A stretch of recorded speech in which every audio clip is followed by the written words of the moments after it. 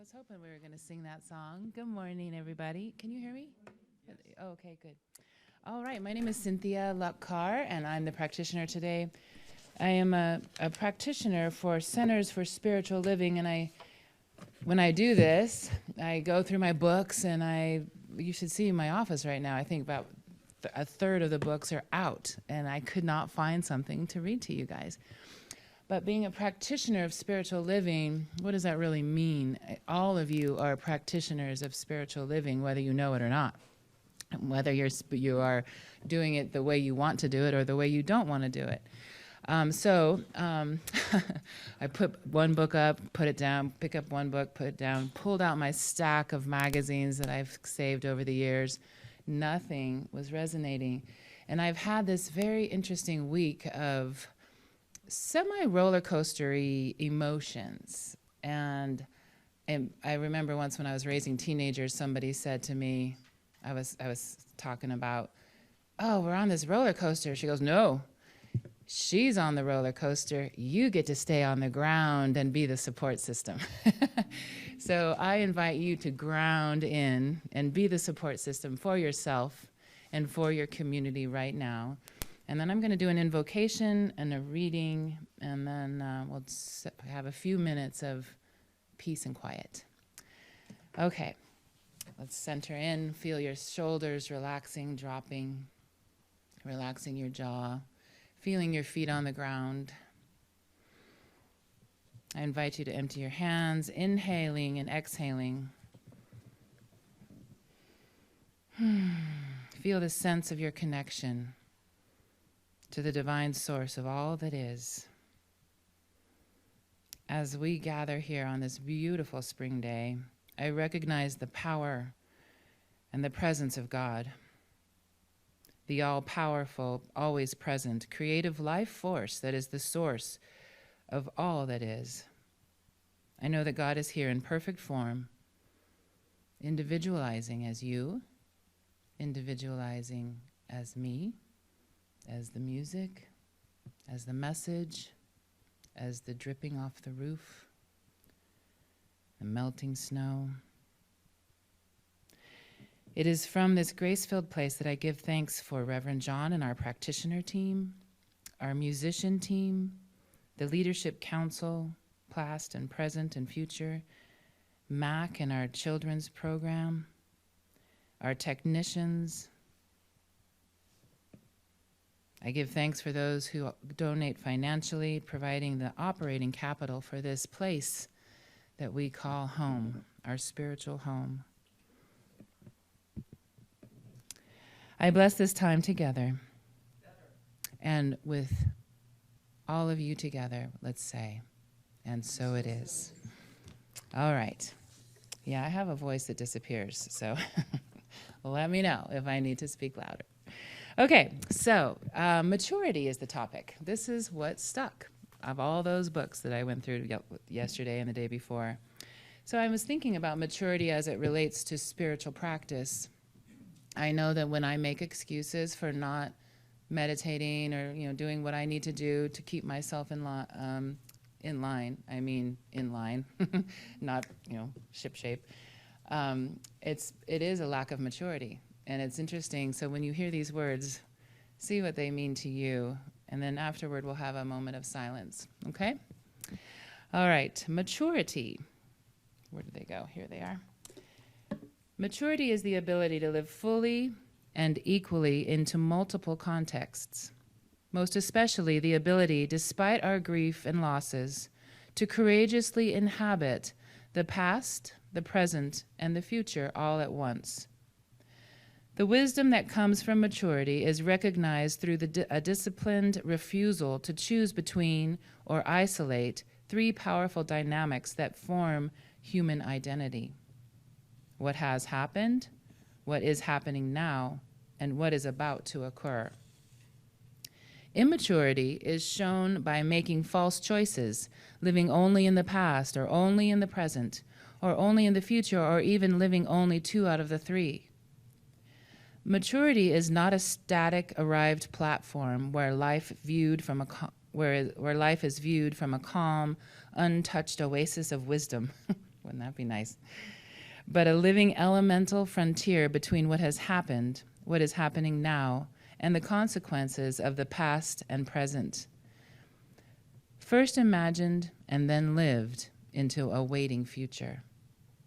Maturity calls us to risk ourselves as much as immaturity, but for a bigger picture, a larger horizon, for a powerfully generous outward incarnation of our inward qualities, and not for gains that makes us smaller, even in the winning.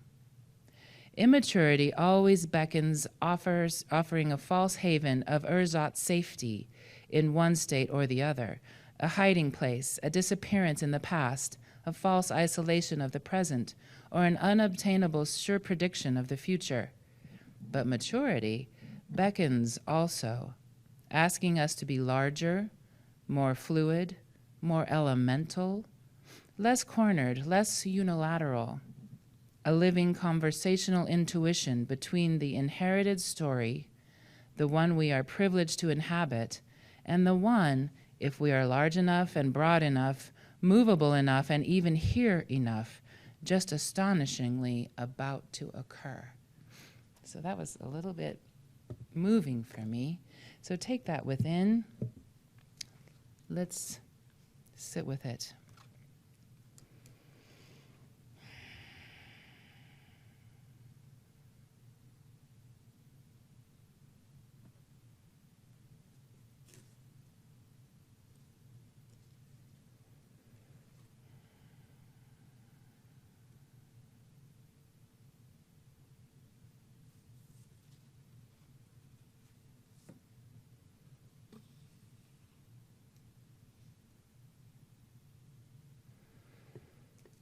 Inhaling and exhaling this new wisdom.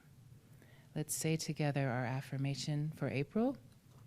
It's on your insert in the middle in red in the box. With our theme of integrity. What is it? My two favorite words, actually. In vulnerability. It's kind of a vulnerable place to be a mature person, but we know that's okay because we're mature, right? All right, let's read together. I embrace my unique expression through a perfect balance of vulnerability and healthful boundaries. Wonderful. All right, everybody, thank you very much. When I was a boy, I always thought that a sign of maturity would be when I got a set of those little tiny glasses that all my favorite people would wear to read whatever they would read, because that too is a sign of maturity. It's a changing in the way that we see the world when we put on our readers. And I have to remind myself to keep that maturity with me when someone takes my line at the grocery store or turns without signaling, and I have to remember to take things the way that they are, and I think that's the message of our special music today. Thank you, David. Thank you, Allie. I think I'm here. Some things just fall apart when RL isn't here, like making sure the sound is working. So let's talk about what happens when the party's over. In other words, last week was Easter. We practically had dancing bears and acrobats. It was kind of amazing, and we felt the idea of transformation because all this stuff is going on. But the real growth, I think, happens on Monday morning as opposed to Sunday when we have a big celebration. And think about any milestone you may have had in your life, whether you graduated from college or you got a certain type of job that you were really hoping to get, and you just thought, I'm arriving here, and then realizing that you're starting all over again, in a sense. You've attained and embodied what you were looking and hoping for, and now what? So let's do a little mini epilogue with the Easter story, just a really brief one. So like I said, everything happened the way that everybody wanted it to happen. This idea of transformation through Jesus and a resurrection. But then the thing is, well, what then? Of course, in the New Testament, it shows Jesus, as I talked last week, as kind of an interesting figure, someone that was a bit of a shapeshifter, could be at two places at once, not quite solid, kind of coming in and out of people's consciousness. And then 40 days after Easter, he just kind of disappeared. And 50 days after of Easter, there is something that's recognized in the Christian church, Pentecost. And if you're raised any sort of Christian, you kind of know what that is. And the idea of that is that the mantle of authority and abilities to perform miracles that was associated with Jesus was passed on to Mary and the disciples. And they're saying that flames of the Holy Spirit came down upon people. And even with that, there was an incremental process where the Christian movement was established. So it wasn't just, around the corner there was suddenly churches and basilicas and all that sort of thing. But we bring this down to us, because we're not a Christian denomination. I don't claim to have certain beliefs or ideas that you might find somewhere else. But it comes to this point that everything you wanted to happen, in a sense, happened. And 50 days later, you could, in a sense, realize, or at least in this story, that as we teach here, that Jesus is not he is the example, not the exception, that you too can have what we call enlightenment, or an awakening of sorts. And then even that, we say, then what? Have you ever, in a part of your life, longed for a sense of enlightenment and not really knowing what happens the next day when you get out of bed? It's like you achieved that thing. And I've told this story before, but I remember a few years ago, I knew someone casually that was just thirsty for enlightenment. I mean, traveling the world for it. Anytime that a new teacher somewhere on a different continent, she would go there. And I remember talking to her, and this is years ago, just really thought that this next experience would do the trick, and I don't know what this particular teacher had that could do that. And I said, well, so what happens then? You get this thing, and what happens? And they got this blank look on their face. It's like, I don't know. I guess there's nothing left to do. And I thought, what do? Do you ascend? Do you dissipate into the ethers? Like I said, it was funny, for all the traveling that she was doing, she never went the next step, what happens next once you get that thing. And we have a tendency to do that in many ways in our life, that we think if I get the big thing, whatever the big thing is, that all the little things that things that annoy us on the surface, all the little things that pull at us, will somehow just dissipate, and we won't have to deal with them anymore. And I think we do that in the physical world when we might dream or fantasize about some sort of windfall, whether it's a lotto or an inheritance, or that somehow if I get the big thing, that all these annoying things that are in my life will just go away. But I think most of us know that that's not true. How many stories have we heard of lottery winners being broke within a couple years of their thing? It's like you attain the consciousness to receive it, but you don't have the consciousness to hold on to it. And so rather than always work towards the big thing, it's like, boy, if I only had the thing, if I only had the job, if I only had the right neighborhood, if I only had whatever, that once you get it, then you realize that, well, there's all this other stuff didn't really go away. In fact, a friend of mine who's a minister said he got advice from, a minister that was his minister years back, and he was just like, oh, my finances are just such a mess here. Can we just do prayer and affirm that I have all these resources, and to thinking that prayer is like an invoice you send to God, and then you just look at your bank account, and if only that were the case. But he said the advice he got that I always thought, he says, well, it's kind of not like how this works. There is a growth of consciousness that really, before you can get more, and not only get more but keep your hold on it, you have to prove your integrity at the level that you are. And he said, this is advice he said really hurt. He says, if you're in a mess in your finances of what you're making now, think of what a mess you'll be in if you make a lot of money. In other words, that there is that incremental thing of learning the integrity of how to handle it. And people make mess of their finances at all economic levels, don't they? So it's not just a matter of more, it's a matter of elevating consciousness and being receptive and to know what to do with it. So rather than have us long for enlightenment or an awakening, to bring it down to what is it that I really need to work at? What level? Rather than just saying I need to be awakened or I need to be this or I need to be in the kingdom of heaven or so many different ways to put it depending on what your spiritual practices have been or spiritual path has been. And to look at where am I putting blockages?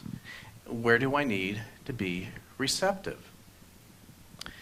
And I love that I put this, a couple things from my blog today. There's one of my favorite quotes from Ernest Holmes talking about affirmative prayer, or think of just setting an intention. You may not know, I'm not sure what affirmative prayer is. Sounds nice, but I'm not sure. Most of us know what setting an intention is, which basically is saying there is something I would like to invite into my life. And then the question is, what is the process that I go through to invite something, let's say successfully invite something in my life? And Ernest Holmes says, affirmative prayer or setting an intention is not willing things to happen. It is to provide within ourselves an avenue through which they may happen. Affirmative prayer opens up the avenues of thought, expands the consciousness, and lets the reality in. It clarifies the mentality, removes the obstruction of thought, and lets in the light. So what he is telling us, and like I said, this is one of my favorite quotes from him, that first of all, we need to get away from this idea that prayer is, again, an invoice system. Here's the thing I want, put it out there, whoever is in charge of this, just send it back here. What prayer is actually, as we often say, prayer can only change the person who's giving the prayer. And what it does in intention setting is to, hopefully, if we open ourselves up, is to increase our receptivity of receiving. And not only increase our receptivity of receiving, but increase our understanding of what the blockages have been up to this point that have kept something from us.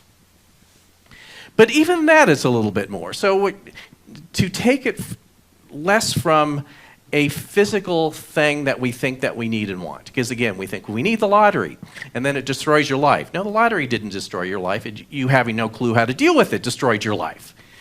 So the question is, in my intention work, what is it that I need to set intentions for to effectively transform and shift and bless my life? And it's almost too easy to think that it's certain things. And again, there's nothing wrong with things. We love things. But let me go to hear something of my blog. So there was a quote that I read from, was it Matthew Fox, I think it was this week.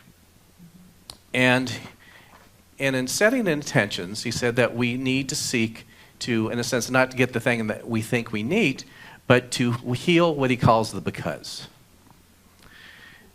So, and I love this, and I wrote this part. It says, sometimes in ourselves, as we're trying to attract something or set an intention, we self-sabotage ourselves from the get-go.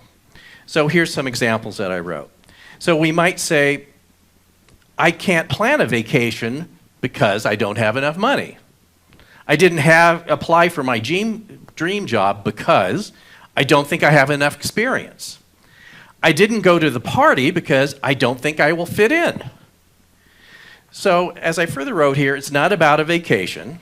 It's more about healing a relationship with supply and finances. It's not about the perfect job. It's more about accepting the innate gifts you have to offer. It's not about whether to go to a party or not. It's more about embracing and celebrating your worth and value.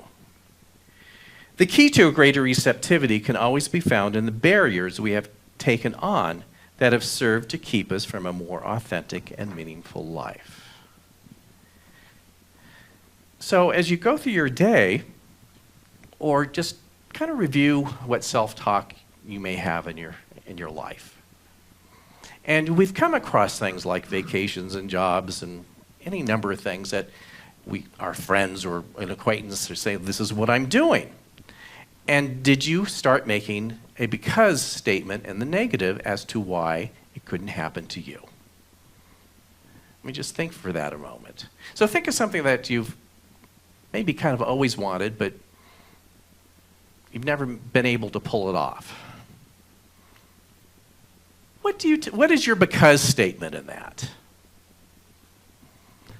Again, I can't go on this vacation because I never save enough money. So it's not about the money per se. Well, I mean, it is. If you don't have the money, you can't go on the plane. So on that, it's true. But if a because statement like that if it's been something that you have utilized a lot in your life, and maybe you've not been fully aware of it,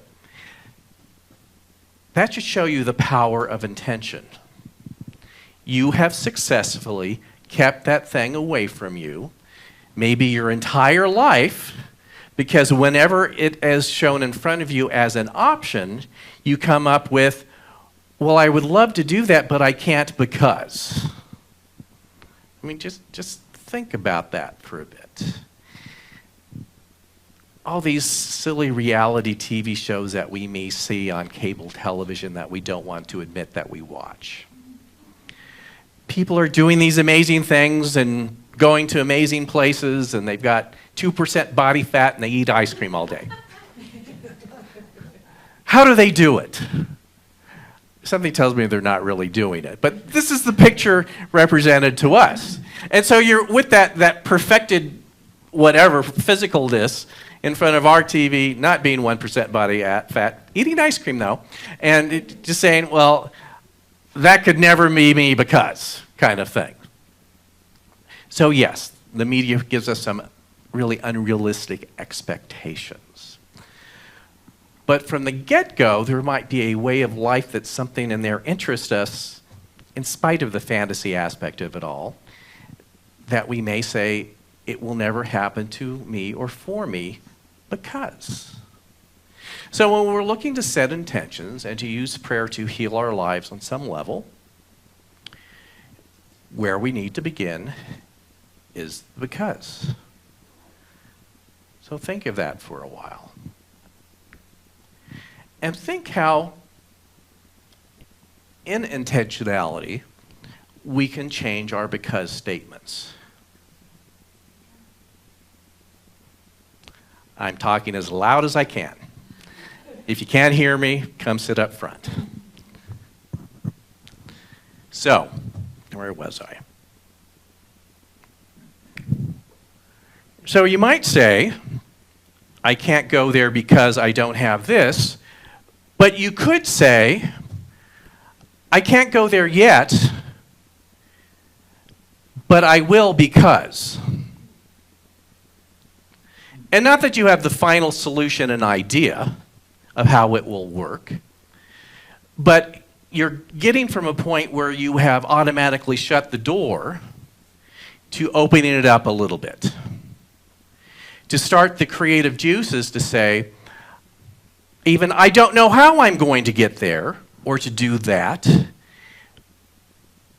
but I will at some point because I'm in a process of looking within. I'm in a process of doing research. I'm in a process of gaining information. I'm just in a process of looking in an area that I have never opened myself up to before. I will do this because I am open. I will do this because I'm receptive. And you know what? I may, in a sense, not do it because once I get enough information, it's not for me. Not because I shouldn't have it, but because, it's really, honestly, Doesn't interest me at this point. I set it up as this big old thing, and now, after opening myself up to the possibility, I may even say, it really isn't for me. That it is at that point a true choice. So what is it in your because? And the other way that we use to limit ourselves is, it's interesting when we are in these times of great transformation. We are always in transformation. But at least a couple times in our life, this is my theory, we come to big transformations. And unfortunately, big transformations often include loss. Sometimes a great deal of loss. Not just loss of life, but a loss of where you may be living, a loss of everything you've come to expect to be in your life has suddenly gone away. And have we, I think, at least one. Haven't we all had at least one where it just kind of all went away? And you're just kind of left there like, oh my gosh, this thing has just like melted like wax out on a hot pavement somewhere, and it's gone away. And in that, we also have a couple choices. One, we have a possibility of creating new negative because statements. Well, this whole thing just fell apart. So we have a whole new opportunity to tell ourselves why we can't and we will never again. But I've also found that the opposite is always also true in here. Sometimes when we kind of just let it all go away, in some ways even giving it away, we can get actually right down to the truth of possibility with what we can. It's a time that what appears to be uncertainty, that we can create new positive because statements. And I've told this story before, but it's one that I've just used so much to live by in these last 15 years of a colleague of mine who went through one of those losing everything.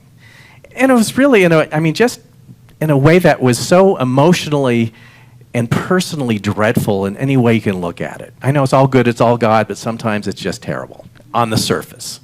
And when she went over, this is what I lost, this is what I lost, this is what I lost, this is what I lost. And it was like, oh my God, how do you even come back from that? And the story that she tells is that for several months, that all she could do was, she lived in the Oregon coast, was to drive to the coast and walk the beach every day as her spiritual practice. It's all that she could do. And she said something quite interesting, though. So, and I guess for several weeks, it was just this almost robotic thing. I just got to get myself to the beach and walk. Just have to look at the ocean. No idea how this happened, have no idea how going to pull herself back together and allow something else to take form, and had really lost a great deal of her perception of integrity. Like it would be difficult to go back into her profession again because many people through this saw her as being lacking complete integrity. So, complete loss of reputation, everything. But she started to form a different idea, or let's say different because statements.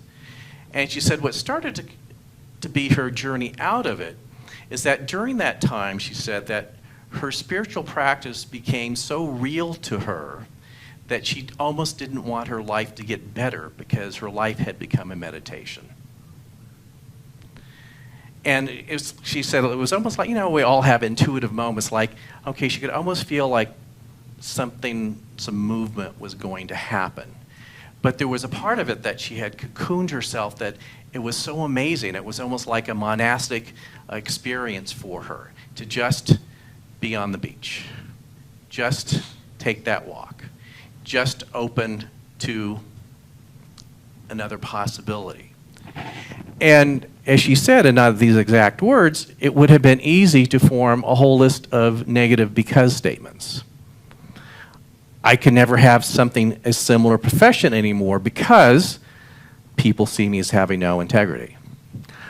I could never get this type of business off the ground anymore because I've lost every dollar I've ever had, and who would want to invest in me now? A whole list. Could you imagine the first few weeks of walking the beach and just beating yourself up? And really, really taking in those negative because statements. But it started to shift. She took ownership of whatever she did that she needed to make amends with, and she became at peace with that which seemingly was out of her control. And she stepped forward and in a similar type of work reformed again. And again, it was working on what she was, the self-talk of, I can't, to a self-talk of, I have no idea of how this is going to look, but I can. So we've had this subject in our class on Tuesday nights, basically. Again, where it's called the power of your word, which is the power of prayer. And the whole subject is, what do you pray for? What do you affirm for? Again, and how when you are affirming for just a list of items, it can be less than effective. So here's the process. First, in your mind, what would I like to have invited into my life? And it might be a thing. Then we ask ourselves, is there something within you that puts a because or a roadblock to having that come in? So what's the thing you want? And what's the self-talk that says, no way that's going to happen? And then there's a third step. What could be what we call a spiritual quality that if you affirmed in your prayer work, that would be, in a sense, like an antidote to that negative belief system or because sentence. So I have a whole list here for you. And so some weeks I give homework, and those at home, I didn't say hello to you at Hello at Home. This is attached to the live stream. There are 105 spiritual qualities here. I'm not going to read them all. Assurance, authenticity, beauty, clarity, direction, creativity, fairness, freedom, generosity, givingness, integrity, joy, mastery, openness, opportunity, peace, poise, purity, right action, stillness, supply, truth, well-being, wholeness are a few. So think of something that you've been toying with inviting into your life. And maybe it's a thing. Let's go on the level of things. Or something you would like to experience. And you come maybe face to face with that because statement of why it's unlikely. So this week your homework is to take this sheet and pick 1, 2, or 3 of these things that are at the core of what you've been longing to invite into your life. That somehow you symbolically put it into a thing. A new job, a new home, a new this, or a new relationship, or whatever. But beyond that, that's kind of the cover story. From this list, what is your true longing? On one of the, again, on this sheet of paper, what, from reading this to review, what word or two, or spiritual qualities, are your true longing? And it's what I found out, it's your true longing, I say, what are you seeking? But it's usually something that is seeking you. That you've been very successful at pushing it away a little bit. That if the barriers came down, what is seeking you? And as human beings, we try to put a label on it, that it's a something, a thing, or whatever, an experience. And it may show up through that. But we don't go that extra little bit to ask ourselves, what's seeking me? What quality is really seeking to take root into my life? As Ernest Holmes says, again back to affirmative prayer is not willing things to happen. It is to provide a place within ourselves through which they may happen. So how can I just be the soil and be something receptive where something may happen? And to be clear. So often in affirmations, people say, be very clear. And we get clear in, like, it has to look like this, it has to be the color blue, and it has to show up on Tuesday. That's not the kind of specificity that we're talking about. It's being really clear about the spiritual quality that you are seeking, and it is seeking you. So in this post-Easter world, where we had all the excitement of last week, and now it's, like I say, after the party, time to clean up the dishes, clean up the mess, still look to see if there's any Easter eggs around. I did find a couple this week. And usually you find them for a few weeks after that. After that's all over, to be serious about, okay, what am I seeking? So let's take this within for a moment. And give great thanks for our being together. Let's give great thanks in the balance of energy, knowing that, boy, last week was one of great celebration, and now we're taking all that celebration inward and looking it over and seeing what it's truly all about. It's all about balance. And we open our hearts and our minds, and we allow ourselves to become truly clear on what is seeking us on the level of spiritual qualities.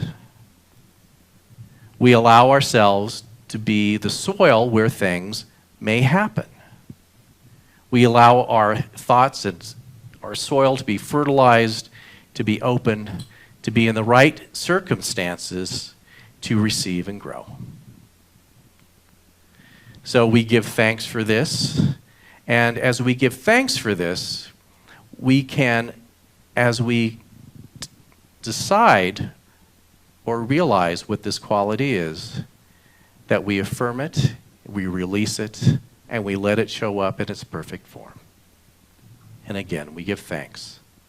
And so it is.